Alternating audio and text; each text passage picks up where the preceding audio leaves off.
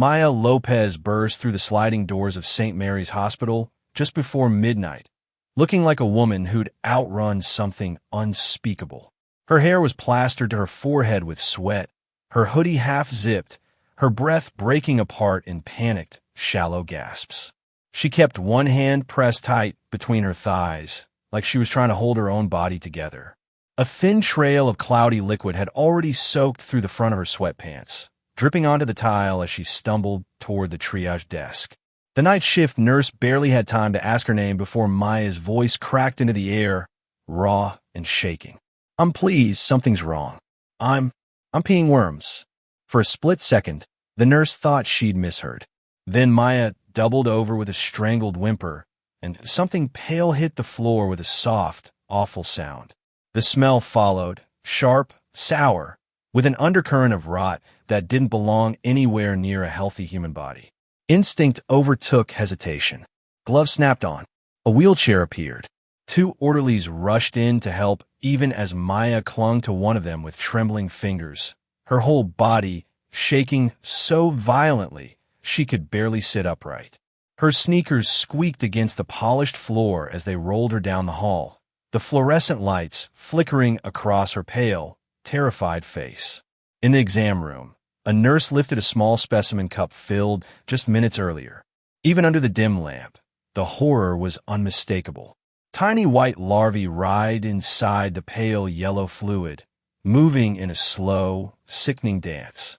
A young resident gagged and turned away, covering his mouth. An older doctor muttered the word almost under his breath, like saying it too loudly might make it worse. Meiosis. Maya heard it. Her eyes widened, then filled with tears that spilled over without warning. Please just make it stop. I don't know what's happening to me." Her voice was thin, barely there, like she was afraid the truth might shatter her if she said too much. While a nurse started fluids in her arm, the attending physician kept her talking, trying to piece together the last 12 hours. But Maya's answers came in broken fragments. She didn't know where to start, what to admit, or how to explain the shame knotted in her chest. Each question hit her like a blow. Where were you today? Did you use any unfamiliar bathrooms? Did anything unusual happen prior to the pain? Every one of them made her flinch. By the time the medical team stepped out to compare notes, Maya was curled on the bed, fingers gripping the blanket, her breathing jerky and uneven. She'd never felt this kind of terror. Not when she signed her divorce papers, not through the lonely nights that followed, not even during the worst arguments of her marriage. This was different.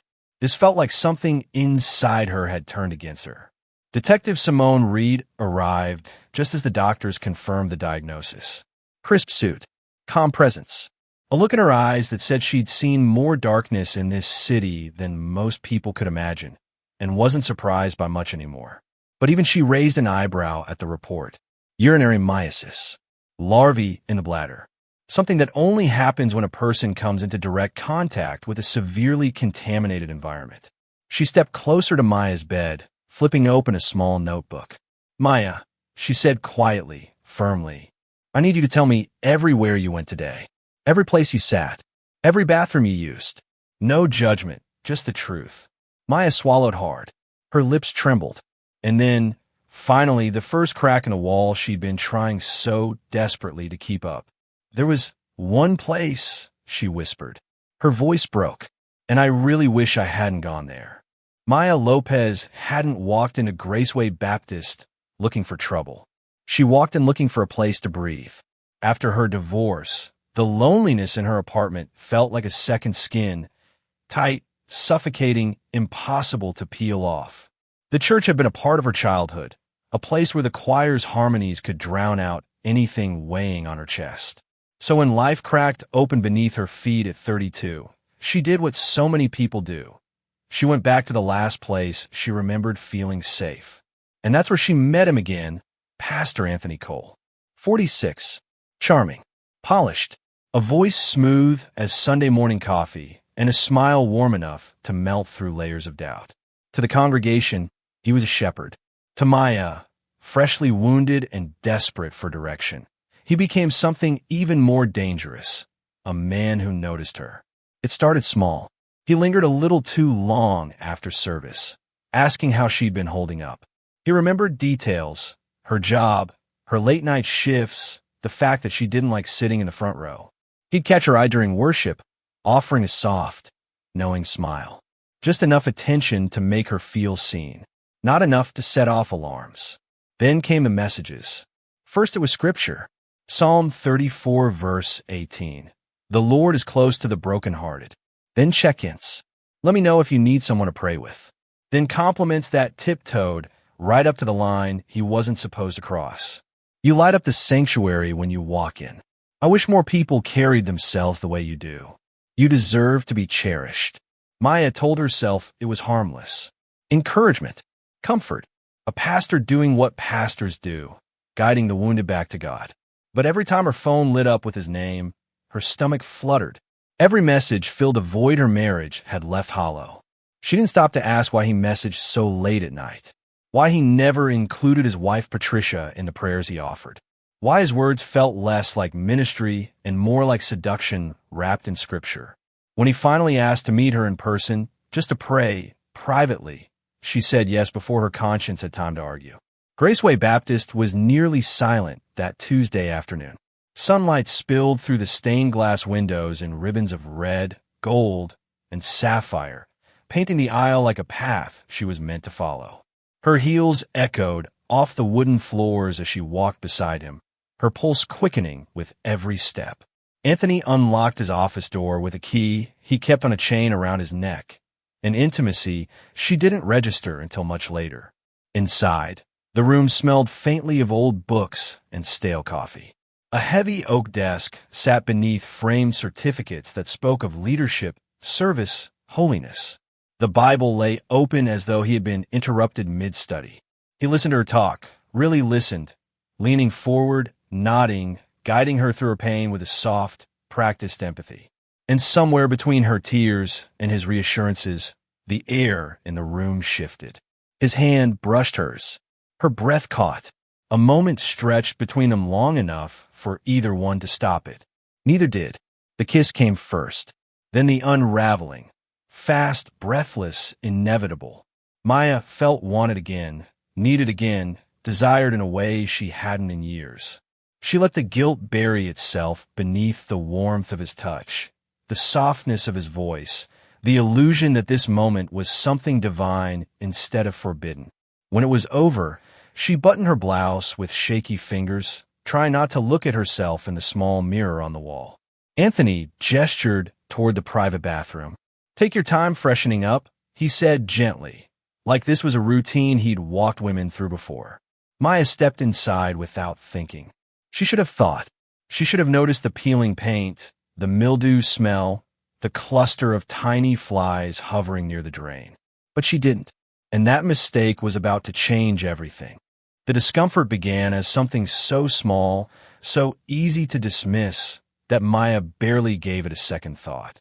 By the time she stepped off the subway and climbed the stairs to her apartment, she felt a faintish low in her abdomen. Annoying, but nothing alarming. She chalked it up to nerves, to guilt, to the emotional storm still swirling after what had happened in Anthony Cole's office. She took a long shower, hoping the hot water would wash the whole day off her. But instead of relief, the heat made everything worse. The itch sharpened into a raw, burning sting that made her flinch under the spray. She turned off the water and wrapped herself in a towel, breathing hard as she tried to shake the uneasy feeling creeping up her spine. Something wasn't right. This wasn't normal irritation. This wasn't stress. This was pain that felt like it had teeth. As the night wore on, the burning intensified. Every trip to the toilet sent a shock of agony ripping through her, forcing her to grip the sink and grit her teeth until the wave passed. A strange odor, metallic, sour, almost chemical, began to rise every time she wiped. Maya had never smelled anything like it, and the unfamiliarity made her stomach twist. By 10 p.m., she couldn't sit still. She paced her small apartment in circles, hunched, clutching her abdomen, whispering, "Please, please stop," into the empty room. She tried drinking water, cranberry juice, sitting in a warm bath. Nothing helped. It only made the throbbing more intense, as if the pain was settling deeper inside her. Around 11:15, she felt something shift, subtle but terrifying, like a flutter beneath her skin. She froze. A cold chill ran up her spine.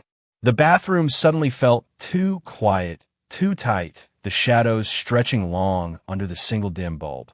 She lifted the lid of the toilet and sat down again, praying this time would be less painful. It wasn't. A sharp sting shot through her, forcing a cry from her throat.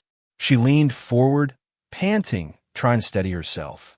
When she finally stood up and looked into the bowl, she saw it, a tiny white speck floating on the surface. At first, she thought it was a piece of tissue. Then it moved.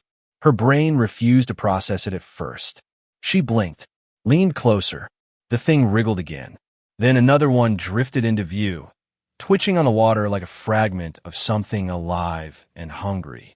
Her scream tore through the apartment, a raw, desperate sound that bounced off the walls. No, no, no, no, God, no. Maya stumbled backward, hitting the bathroom wall so hard it rattled. Her breath came in frantic bursts as tears blurred her vision. She couldn't think, couldn't breathe, couldn't understand how something living had come out of her. Every instinct in her body screamed to run, so she grabbed her phone, her keys, didn't even bother with shoes. She bolted out of the apartment in sweatpants and a hoodie, barely remembering to lock the door. Outside, the city buzzed as if nothing was wrong. People laughed in restaurants. Cars honked down the block. Music drifted from an open window. Maya felt like she was moving underwater, like she didn't belong in a world that could carry on while something alive was crawling out of her. She flagged down the first cab she saw, yanking the door open before the driver could finish asking where she was going. St. Mary's, she choked out. Please hurry. Her hands wouldn't stop shaking. She pressed her forehead to the cold window as the cab sped through East Harlem, city lights smearing into streaks of red and gold across the glass.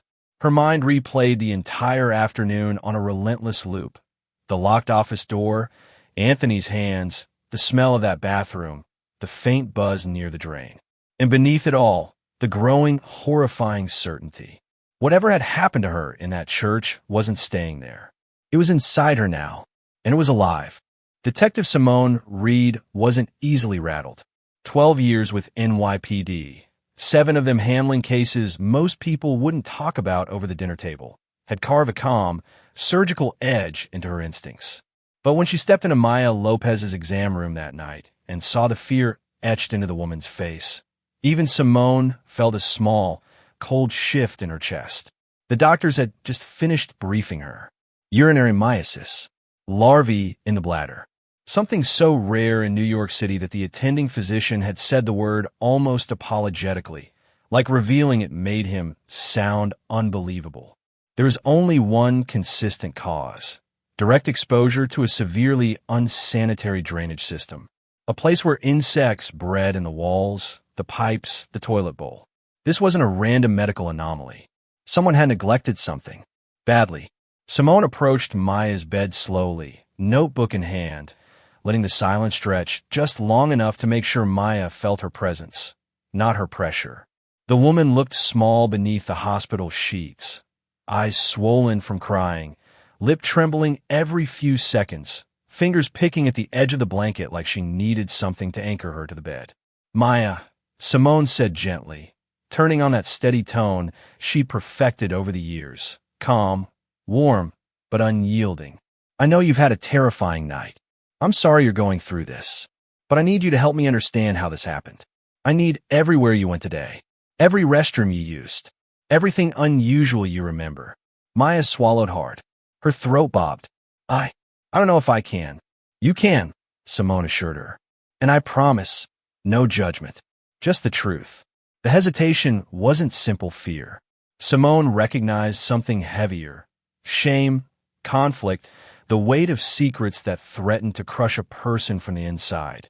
She'd seen that look before, in victims who were afraid of what the truth said about them, not just what it exposed about others. Finally, Maya whispered, "It was at the church."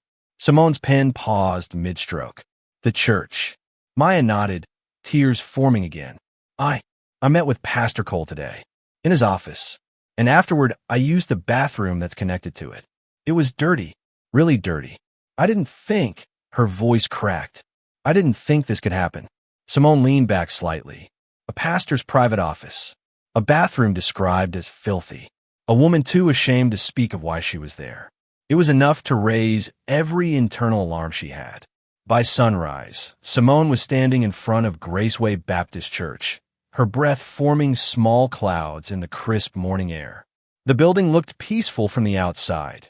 Fresh paint, polished brass handles, a tall steeple catching the first light of day. But Simone had learned long ago that rot rarely starts on the surface. A janitor unlocked the main doors, eyes flicking downward when she flashed her badge. "Pastor Cole inside?" she asked. He hesitated before nodding. That alone told her plenty. She found him in the fellowship hall, greeting her with a smile too quick, too polished. "Detective Reed," he said warmly, as though she'd come to join a Bible study. "What brings you here so early?" Simone didn't return the smile. "A woman was hospitalized last night. She used the bathroom connected to your office. I need to see it." His expression faltered, the tiniest crack, but Simone caught it. He cleared his throat. "That restroom's been out of order for a while." "Great," Simone said. "Then you won't mind showing me." The hallway behind his office smelled faintly damp, like a basement that had never dried out. When he opened the restroom door, it stuck as if swollen from moisture. And then the odor hit, thick, sour, overwhelmingly organic. Simone stepped inside, slipping on gloves as she scanned the room. Black specks clustered along the grout. Drain flies. A damp, discolored ring circled the base of the toilet. The sink drain was crusted with filth, and a faint buzzing rose from deep inside the pipe. This wasn't out of order. This was a breeding ground. She turned to Anthony Cole, who was hovering in the doorway, sweating despite the cool morning air. "You've had complaints about this room," Simone said quietly. Not a question, an accusation shaped like one. He avoided her eyes. "People exaggerate. It's an old building."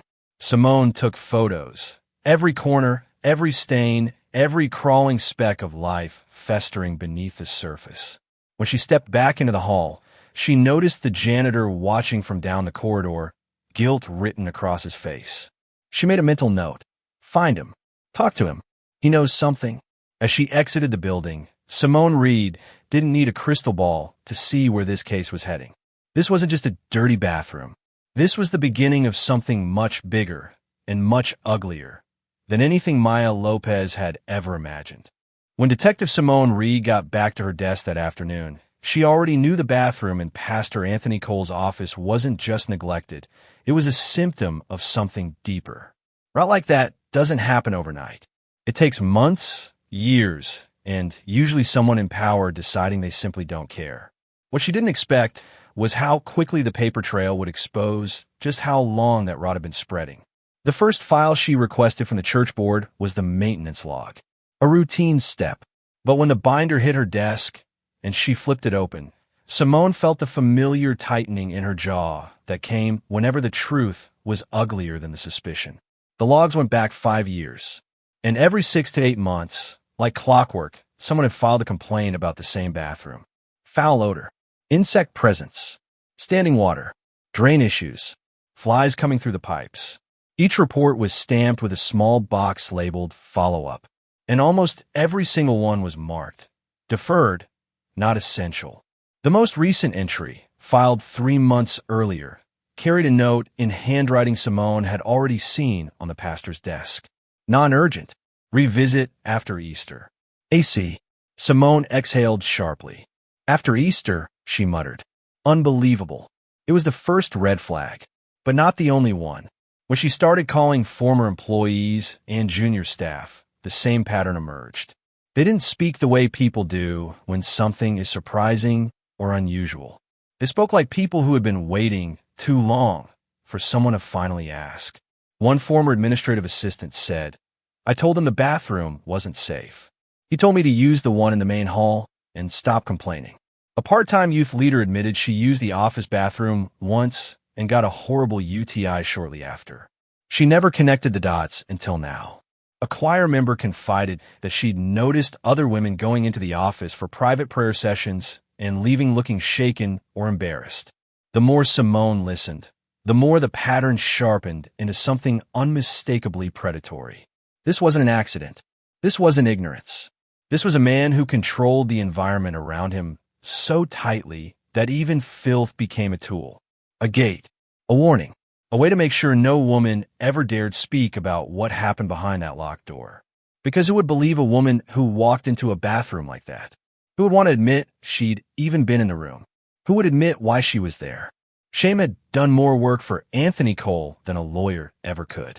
By mid-afternoon, Simone had spoken to 5 women who described moments that made her stomach turn. None of them had filed a formal complaint. Not one. They were afraid of backlash. Afraid of being called liars. Afraid of tarnishing the church's reputation. And above all, afraid of the pastor who controlled everything within those walls. But the turning point came when Simone visited a former janitor who now worked at a hardware store. He didn't hesitate. I begged him to shut that bathroom down, he said. Told them it was a health hazard.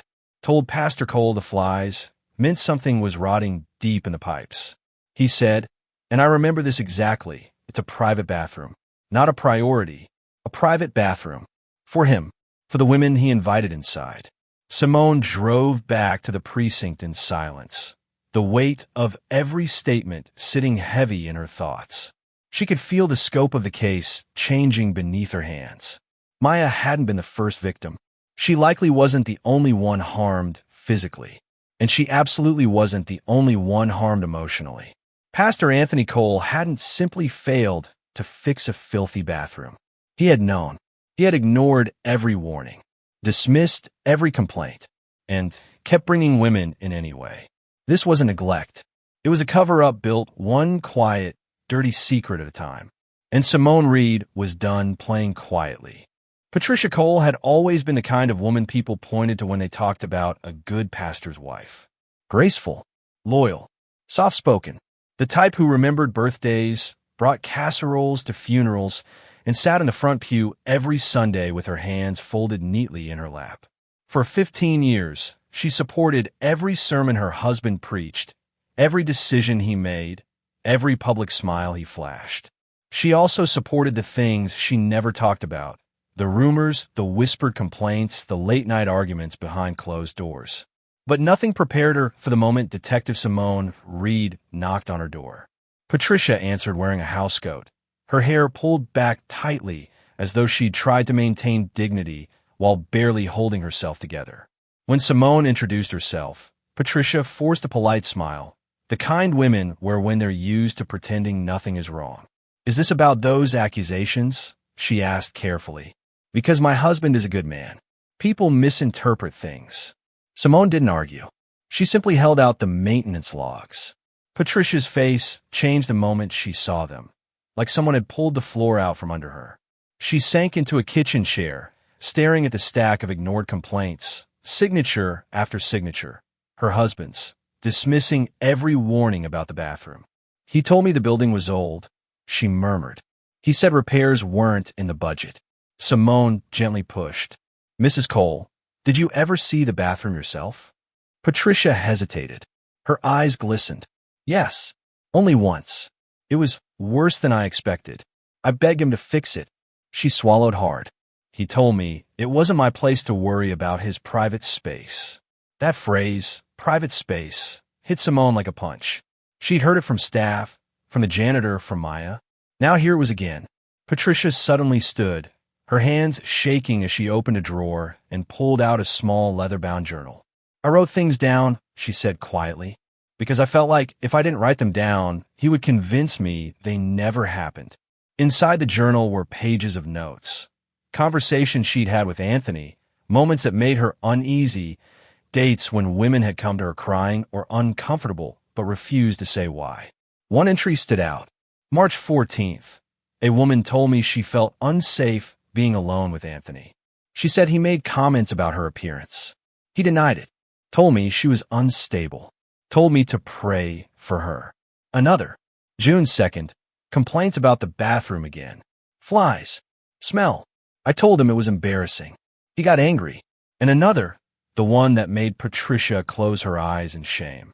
August 19th, found him deleting messages. He said they were counseling notes, but wouldn't let me see. Simone let her speak. Let the truth bleed out on its own. I thought I was protecting our ministry, Patricia whispered. I thought silence was loyalty. Every time a woman came to me, I told her to pray, to be strong, to trust God. But really, I was telling her to protect him. Her voice cracked. I became part of the problem. Simone didn't soften, but she didn't judge either. You still have a choice now. Patricia looked up with a resolve Simone hadn't seen in her before. A woman who had finally stopped lying to herself. Then she walked into the bedroom and returned with a tote bag, so heavy Simone could tell it was full before she even opened it. Inside were letters from female congregants, old emails, printed texts, screenshots, copies of complaints Patricia had quietly kept instead of throwing away. This, Patricia said, voice trembling but steady, is everything I should have given someone years ago. For the first time, she wasn't protecting her husband. She was protecting the truth. When Simone left the Cole home, she carried the bag under one arm, and the knowledge that the case had just shifted in a way Anthony Cole could never talk himself out of. Patricia Cole, the woman who'd stood by him for 15 years, was no longer his shield. She had just become the prosecution's strongest witness. The arrest warrant for Pastor Anthony Cole was signed just after sunrise on a humid Thursday morning, and by the time Detective Simone Reed walked up the steps of Graceway Baptist Church with 2 uniformed officers behind her, the city was already awake. Delivery trucks rumbled past. School kids dragged backpacks along the sidewalk. None of them knew the man about to be led out of his own sanctuary in handcuffs had built his entire ministry on a lie. Inside the church, Anthony was meeting with the worship committee, rehearsing Sunday announcements as if his world wasn't rotting from the inside out. He wore a crisp navy suit, tie knotted perfectly, every hair in place, an image he'd perfected over years of hiding behind scripture and charm. When he saw Simone, his expression flickered for a split second. Shock, fear, and then, just as quickly, composure. Detective Reed, he said smoothly, rising from his chair. This is unexpected. Simone didn't play along. Anthony Cole, you're under arrest. The committee members froze. One woman gasped. Another made the sign of the cross. But Anthony didn't move at all, except for his jaw, which clenched so tightly a muscle twitched near his ear. This is a mistake, he said, hands lifting in a slow, theatrical gesture of innocence. These accusations come from people who wish to tear down the work of God. You're being used. Simone didn't respond. She simply recited his charges as the cuffs clicked around his wrists. Sexual misconduct, reckless endangerment, criminal negligence, obstruction of justice. Every word echoed through the fellowship hall like a crack in stained glass. The officers guided Anthony toward the double doors, but his congregation wasn't ready to let go of its hero. People appeared in the hallway, drawn by whispers that spread like wildfire. Pastor, tell them it's not true. This is an attack on our church. Don't let them do this to you. Anthony turned his head toward them, eyes softening into the same comforting expression he'd used on countless vulnerable women. Stay strong, he said. This is a test from God. The devil is working overtime. Simone almost laughed, not because it was funny, but because it was the oldest script in the book. Abusers who hide behind religion always reach for the same shield. The enemy, the attack, the trial of faith. Anything to avoid the truth. Outside, news vans were already parked along the curb. A reporter who had been tipped off earlier shoved a mic forward. Pastor Cole, did you endanger your congregants? Did you exploit women in your church? Anthony straightened his shoulders, trying to reclaim control, even with handcuffs digging into his wrists. I have nothing to hide, he said calmly. I serve the Lord. Simone caught the eye of the cameraman and almost rolled hers. Nothing to hide? She'd seen the texts, the deleted messages, the maintenance forms he'd signed and ignored. The pattern of women who had used that bathroom and walked away with infections, shame, or silence. This man had everything to hide. Across town, a nurse delivered the news to Maya Lopez. She sat up slowly in her hospital bed, eyes still rimmed with exhaustion, and whispered, "They really arrested him?" Simone arrived moments later to confirm it herself. "We've got him," she said. "And with the evidence Patricia Cole handed over, he's not going to talk his way out of this." Maya broke into tears, not of fear this time, but of something closer to release. For the first time since that night, she let her body unclench. "Thank God," she whispered. "Thank God." But while Maya was beginning to exhale, Graceway Baptist was imploding. By noon, angry church members were shouting outside the building. Some held signs declaring Anthony innocent. Others demanded the board step down for covering up years of complaints. Rumors churned through the neighborhood like smoke, some insisting he was framed, others insisting this was only the tip of the iceberg. And inside a dim office at the precinct, Anthony Cole sat at a metal table, hands folded neatly, jaw tight, as Detective Reed laid the photos in front of him. The filthy toilet, the larvae, the maintenance logs, the messages recovered from his phone. For the first time since his arrest, the mask cracked. Not much, but enough. Because Anthony Cole finally understood something he'd never believed possible. The walls he'd built so carefully over 15 years of secrets were collapsing. And this time, no sermon in the world was going to save him. The line outside the courthouse wrapped around the block before the sun even cleared the rooftops, supporters clutching worn Bibles on one side, angry former congregants, and curious onlookers on the other. Reporters shouted over each other, cameras flashing like lightning as deputies struggled to keep a narrow path open for anyone involved in the case. It wasn't just a trial. It was a spectacle, a collision of faith, betrayal, and a level of negligence almost too grotesque to believe. Pastor Anthony Cole entered the courtroom in a tailored navy suit, his expression carefully arranged somewhere between humility and righteous indignation. Even in handcuffs, he sat with the posture of a man who still believed he could talk his way out of anything.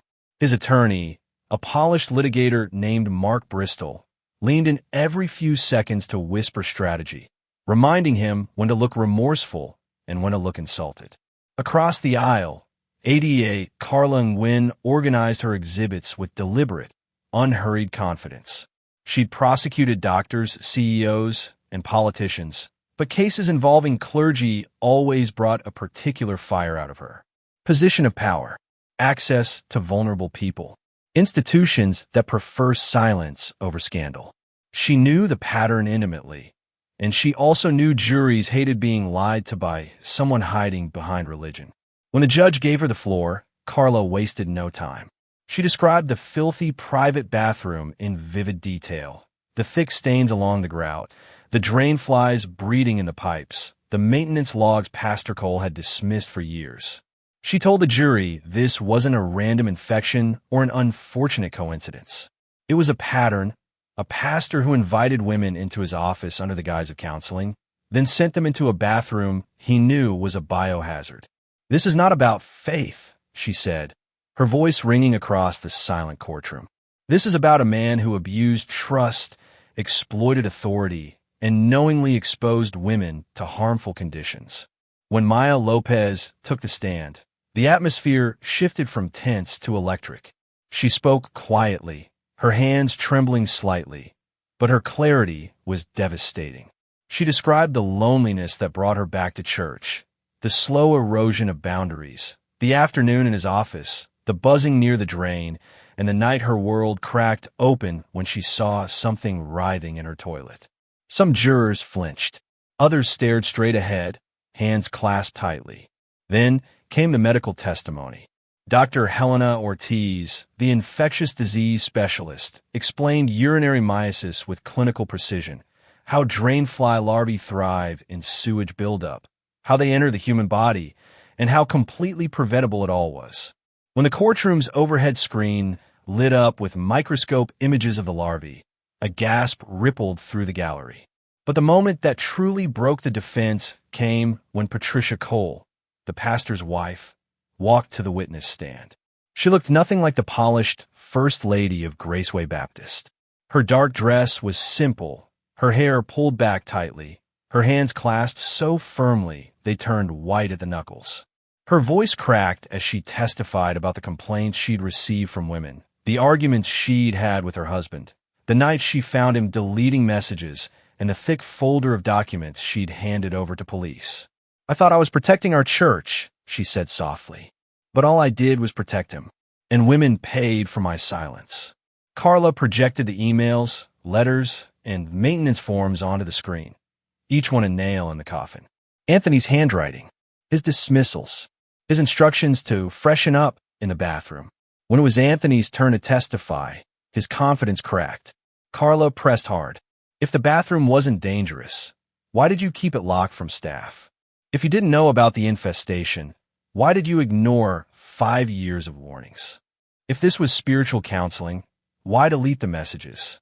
No matter how he twisted his words, the truth hung over him like the stench from that bathroom. Closing arguments were brutal. Carla ended with a single sentence. "Trust is sacred." He shattered it. The jury deliberated for less than 4 hours. When they returned, the courtroom held its breath. Guilty on all counts. As the verdict echoed through the chamber, Maya closed her eyes. Patricia exhaled shakily. And for the first time since the night she stumbled into St. Mary's Hospital, Maya felt something that almost resembled peace. Because justice, finally, had a voice louder than his pulpit. The sentencing took place on a gray New York morning, the kind where the sky feels too heavy and the air inside the courtroom feels even heavier. Every seat was taken. People stood shoulder to shoulder along the back wall, as if the entire city wanted to witness the final chapter of a story that had rotted from the inside out long before anyone realized it. Pastor Anthony Cole stood at the defense table in a perfectly pressed suit, his tie straight, his posture rigid. But the confidence he once carried into every sermon, every counseling session, every whispered manipulation was gone. His eyes, the same eyes he used to comfort, seduce, and control, were now hollow. He looked like a man who finally understood there was no scripture powerful enough to save him. Judge Harold Whitman read through the charges with calm, unwavering authority. Sexual misconduct, reckless endangerment, criminal negligence causing bodily harm, obstruction of justice. Each charge landed like a hammer blow, cracking apart the last fragments of the false image Anthony had built over years, an image of leadership, purity, and spiritual authority. Former supporters in the gallery stared at the floor. Others just shook their heads in disbelief. No one stepped forward to defend him now. Before delivering the sentence, the judge allowed victim statements. Maya Lopez walked slowly to the podium. Her hands trembled, but her voice did not. "I'm not here to talk about humiliation or pain," she said steadily. "I'm here to say this never had to happen. If someone had cared enough to speak up years ago, none of us would be standing here today." Then she turned to Anthony. "You didn't just betray me. You betrayed the God you claimed to represent." Next was Patricia Cole, the pastor's wife who had stayed silent far too long. Her voice cracked, but every word carried weight. "I'm sorry," she whispered, first to Maya, then to the other women, and finally to herself. Silence is a form of protection, but in my case, it was protection for the wrong person, and I'll carry that for the rest of my life. When the judge finally delivered the sentence, 18 months in state prison and a permanent ban from all religious leadership roles, the room didn't erupt. It simply exhaled, because everyone knew this wasn't just about the length of a prison term. It was about a reckoning that was long overdue. Anthony was handcuffed immediately. For the first time, he wasn't walking out of a building followed by admiration. He was being escorted out in disgrace. Outside the courthouse, Maya stood on the steps and breathed in the cold morning air. There was no triumph in her expression, only quiet relief. Justice wasn't pretty. It wasn't complete, but it was real. Meanwhile, Graceway Baptist Church was shut down for a full investigation. Sanitation crews tore up the private bathroom floor, uncovering clogged pipes, rotted wood, and layers of insect infestation that had been ignored for years. "A septic tank disguised as a church bathroom," one worker muttered. That image became the perfect metaphor. A church polished on the outside, rotting from within. And the price of that rot wasn't just Anthony's prison sentence. It was a shattered congregation, A marriage ruined beyond repair. Women left with trauma they never asked for, and a truth that could no longer be buried. But out of all that ruin, one thing finally rose to the surface. The truth. And this time, it wasn't hiding beneath broken tiles and buzzing flies. In the months after the verdict, the story of the church nightmare didn't fade the way scandals usually do. Instead, it settled into the bones of the community, into the congregation that once trusted Pastor Anthony Cole, into the women who found the courage to speak, and into the institutions forced to confront how easily abuse can hide behind scripture and stained glass windows. Graceway Baptist Church never reopened. For weeks it sat behind metal barricades, its red brick walls stained by rain and silence. Eventually, contractors arrived to rip out the rotten bathroom that had sparked the investigation. What they uncovered shocked even seasoned workers. Clogged pipes packed with larvae casings, walls blackened by mold, floorboards soft from years of leaks. One inspector compared it to a sewer system inside the walls of a sanctuary. The building became the city's perfect symbol of what had gone wrong there. Beautiful on the outside, decaying underneath. The church board, now stripped of power, voted unanimously to dissolve Graceway as a religious institution. The city purchased the building months later, announcing plans to convert it into a community health and wellness center, funded in part by state grants and donations from survivors' advocacy groups. For many, it felt like poetic justice. A place where women had once been harmed would now become a place where they could heal. For Maya Lopez, recovery was a slow unwinding of fear.